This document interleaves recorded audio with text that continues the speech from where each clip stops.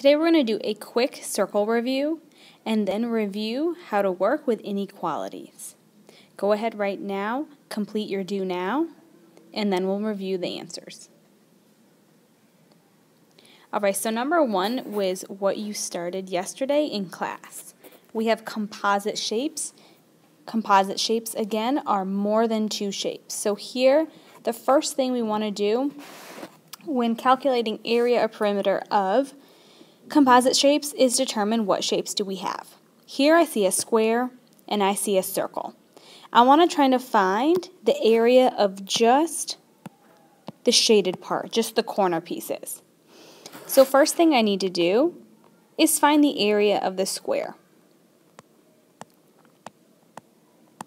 Area of a square is length times width, so that would be 6 times 6, so the area of the square is 36. However, we can't see the whole blue square. We cannot see the whole 36 square centimeters because I have a circle that's blocking part of the square. So to find the area of a circle, area is pi r squared. So 3.14 times r, my radius. Again, my radius is half of the circle, so it starts at the center and it goes to the outside. Here, I know that this whole line is 6. Again, if this is 6, this is parallel, that means this is 6. So I only want half of that for the radius, so that means the radius is 3. So I'm going to plug in 3 for r squared. Order of operation says I need to do exponents first. So then it's going to be 3.14 times 3 squared is 9. Remember, an exponent means you multiply it by itself. And pi times 9 is 28.26 square centimeters. Same thing with up here. Now, those are just the individual areas. My third and final step is to figure out, am I going to add these or am I going to subtract these? I'm going to subtract the circle from the square because we can think of the circle as covering part of the square. We don't see the entire square. So our square is 36 or 36.0. It's being covered up by the circle, so we need to take away the area of the circle, and that's going to give us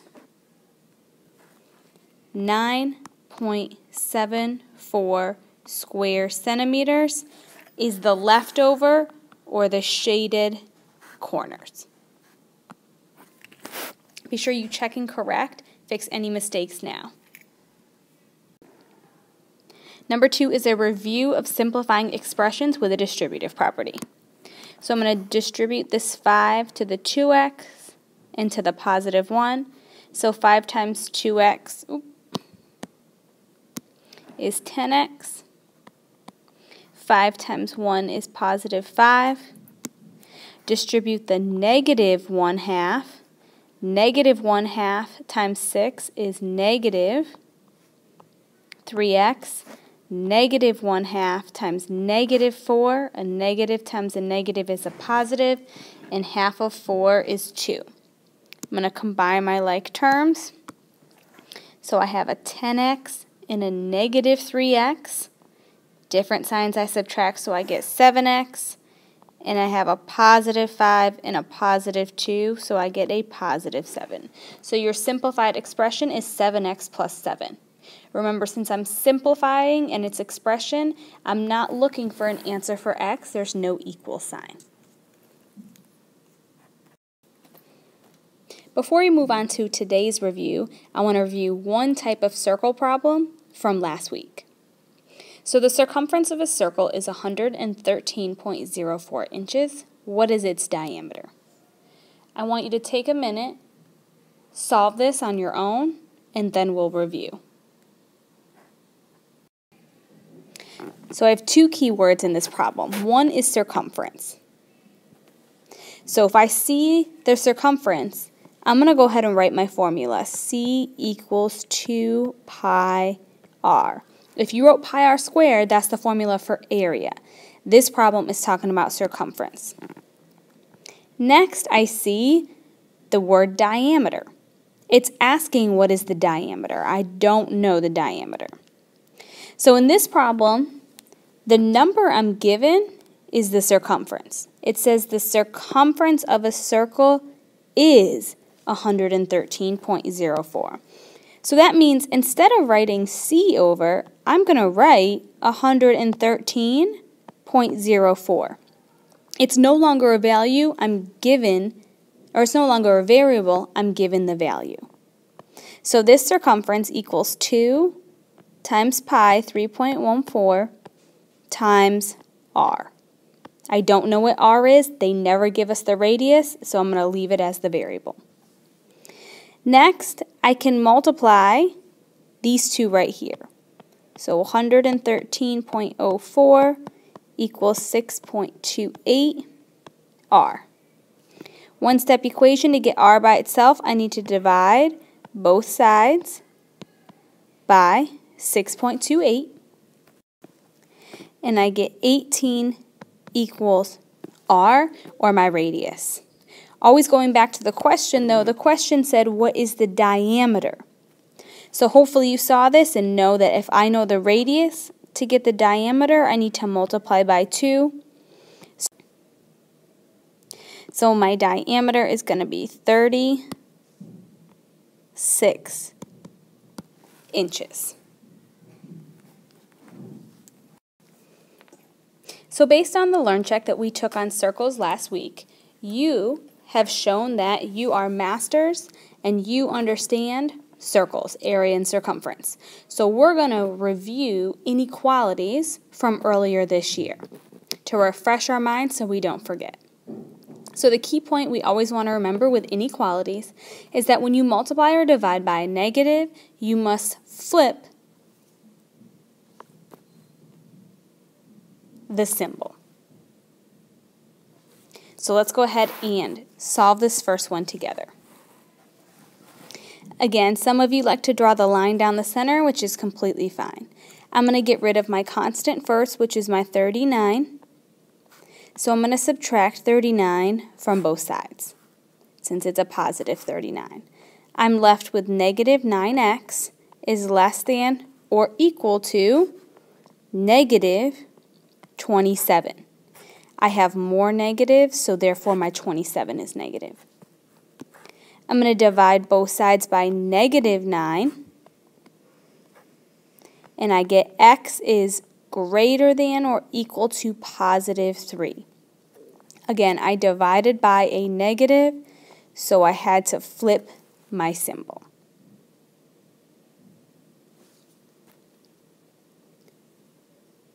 Go ahead right now and solve this problem on your own.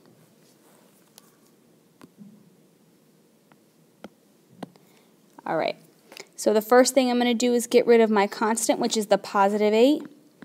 I'm going to subtract 8 from both sides. I'm left with a positive 3x is less than negative 30. Here I have same sign, add and keep.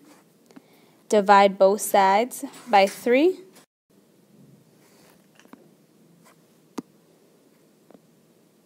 And I get x is less than negative 10. I keep my less than symbol because I did not divide by a negative. I divided both sides by a positive 3, so I keep my symbol as less than. So today we're not just going to practice basic solving inequalities, we're going to apply them to solution sets and graphs. So go ahead and see what you remember about these types of problems. Solve the inequality and determine which set of numbers are part of the inequality's solution set. So in order to figure out which answer choice is correct, which solution set, I first have to figure out what x is. So I'm going to go ahead and solve. I'm going to subtract 8 from both sides since it's my constant. The 8 is positive, which is why I'm subtracting. Being careful to bring down negative 5x is greater than 33 minus 8 is 25. Divide both sides by negative 5. And we get x is less than negative 5. I divided by a negative, so I had to flip my symbol. And a positive divided by a negative is a negative. So this solution is saying that x can be any number as long as it's less than negative 5. Which means now I need to find a solution set where all of the numbers are less than negative 5. If I look at A, negative 4 is bigger than negative 5. So is 0 and so is 5. So A can't be right. For B, negative 5 is equal to negative 5. It's not less than negative 5. Even though negative 8 and negative 12 are less than that, negative 5 is equal to, and my symbol doesn't have an equal to sign. For C, negative 6 is less than negative 5, negative 9 is, and negative 10 is. So right now it looks like C is our correct answer. But to double check, for D, positive 6, 9, and 10 are all positives, which are all bigger than negative 5. So C, the set negative 6, negative 9, and negative 10 are all less than negative 5, so that solution set is true for this inequality.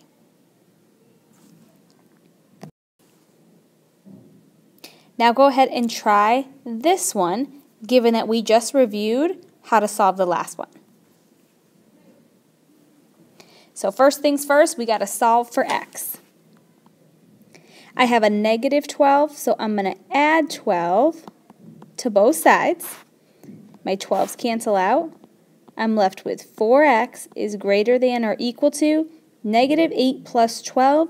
Those are different signs, so I subtract and get 4. I have more positives, 12 positives, so my answer is a positive 4. I'm going to divide both sides by 4, and I get x is greater than or equal to positive 1. I don't flip my symbol because I did not divide by a negative number. So now I need to look for a solution set that has x values all greater than or equal to 1. For A, I'm starting my solution set off with negative 1. I know negatives are not greater than or equal to 1, so A is out. For B, 2 is greater than 1, 4 is greater than 1, and 6 is greater than 1. So far, this looks to be the answer, but let's double check the others. All three of these numbers are negatives. Negatives are not bigger than positive, so this one's out. And for D, 0 is not greater than 1, so this is out. So B is our correct answer because 2, 4, and 6 are all greater than or equal to positive 1. Great job if you got that one correct, and if you made any mistakes, be sure you have fixed them now.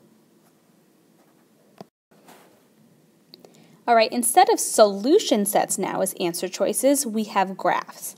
So we still first need to solve the inequality, but then instead of matching a solution set to the answer, we're going to match a graph to the answer. So go ahead right now and solve the inequality and determine which graph matches the solution. So first thing I need to do is solve for y.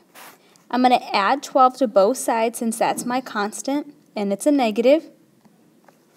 I'm left with 6y is greater than or equal to positive 6. Here I have different signs, so I subtract, and since I had more positives, my answer is a positive 6. I'm going to divide both sides by 6. and I get y is greater than or equal to positive 1. I divided by a positive, so I don't need to flip my symbol. So right now I can automatically cross off A. When I graph the solution, the dot has to be on 1. And if y is greater than or equal to 1, my arrow has to go to the right, so C is my correct answer. Y starts here at 1. It can be anything to the right of 1.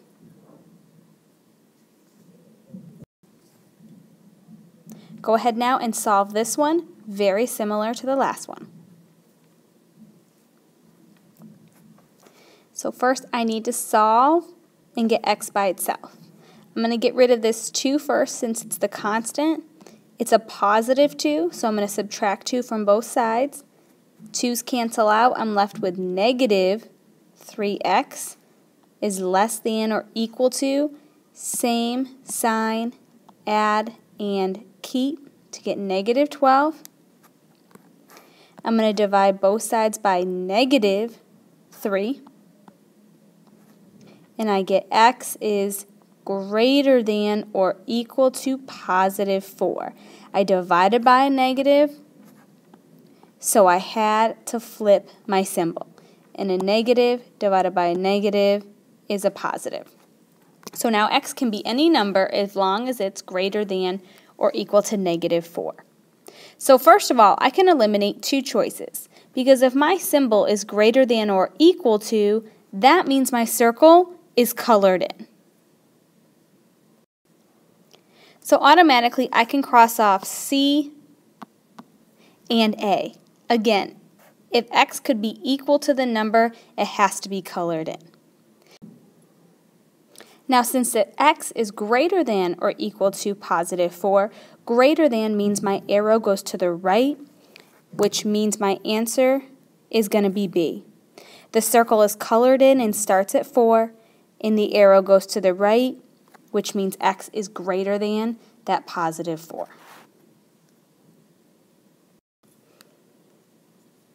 All right, see if you can do this one. This one is backwards from what we just did. Before we were given an inequality, we had to solve and pick the graph for the solution. Now we're given a graph, and we need to solve each answer choice to determine which inequality matches the graph. So take a couple minutes, solve each inequality, and determine which graph matches the solution. All right, so here I'm first going to look at the graph and determine what does this graph actually represent. So I'm going to start with x. So x is, right now my arrow is going to the left, which means it's going to be less than. The circle is open, which means it can't be equal to the number. So this inequality is saying x can be any number less than positive 3. So I'm looking for that solution in my answer choices. First inequality I'm going to solve. I'm going to subtract 8 from both sides. I'm going to get 4x is greater than or equal to negative 12. Same sign, add and keep. I'm going to divide both sides by 4. And I get x is greater than or equal to negative 3. I divided by a positive, so I didn't flip my symbol. This inequality right here does not match this right here. First of all, it's greater than or equal to, and my circle's not colored in. So A is out. Let's try B.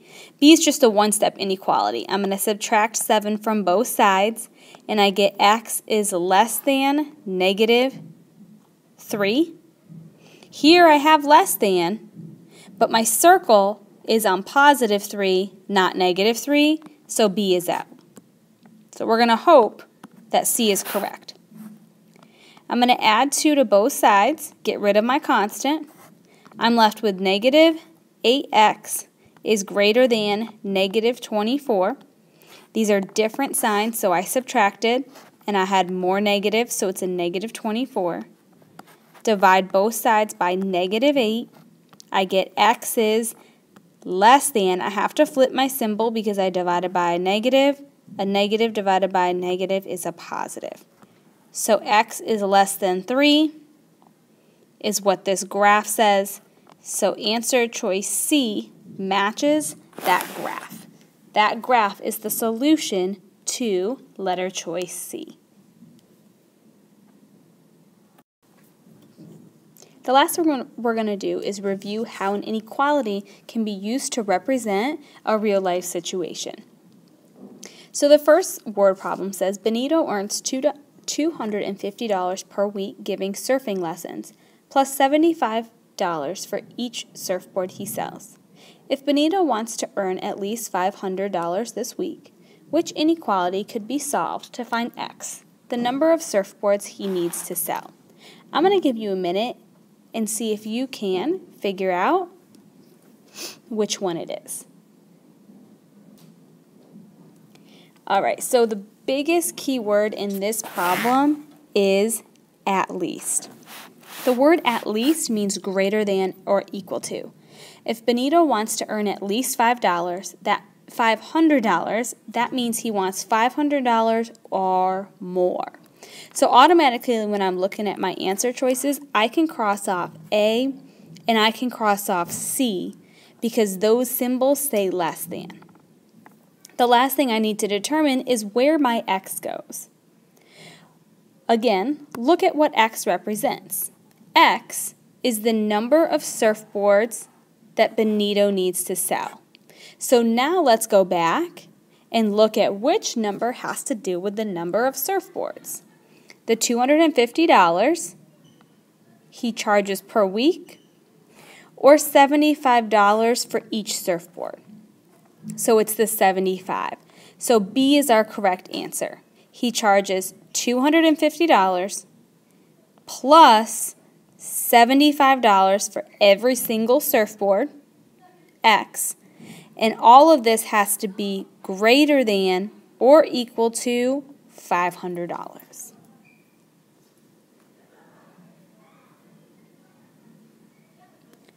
All right, using what we just did, go ahead and solve and determine which answer choice, which inequality matches this real-life problem. When you're going through, the variable m we can just use as x. So let the number of miles, x, be represented for how far a passenger can travel. In this problem, there is no big keyword that tells you greater than or less than. You have to think in the real life, if you only have $11, your traveling has to be greater than or less than 11. It needs to be less than 11. You don't have any more than $11 to spend, so B is automatically, B is out because B's symbol is greater than. I can also cross A off because A just has less than. However, if you have $11, your traveling could be equal to 11, which leaves C and D. I need to figure out my variable. Is my variable with the $2.20 or is it with the 55 cents? When I go back to the problem, the X is talking about the number of miles the passenger can travel. So now I need to figure out in the problem which number has to do with the number of miles. And I see that it's 55 cents per mile. So the X needs to go with the 55 cents, which means D is my answer. You pay $2.25 for riding in the taxi. You also pay 55 cents every single mile. And that all has to be less than or equal to $11 because that's all you have. All right, great work today. Time for your exit ticket. Complete all of these problems, work them out in your paper, and then enter the answers into the computer. Great job today.